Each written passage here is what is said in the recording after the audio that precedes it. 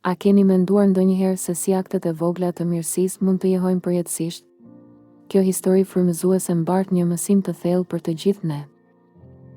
Një grua e moshuar luftonte çdo ditë për të ngjitur shkallët e xhamisë për të lutur. Një iri e vuri re vështirësinë e saj dhe, pa thënë asnjë fjalë, filloi të pastronte shkallët çdo mëngjes para se ajo të mbërrinte.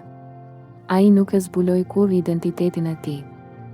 Një ditë, ajo tha butësisht: "Zoti të bekoft, kushdo që të jesh. Falteje, këmba ime nuk rrëshqet më."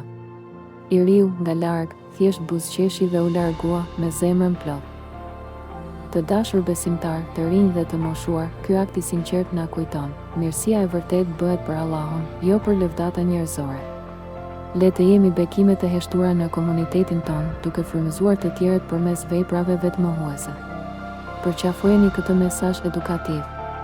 Ndani këtë histori për të motivuar të gjithë të veprojnë me qëllime të pastra, për hir të Allahut.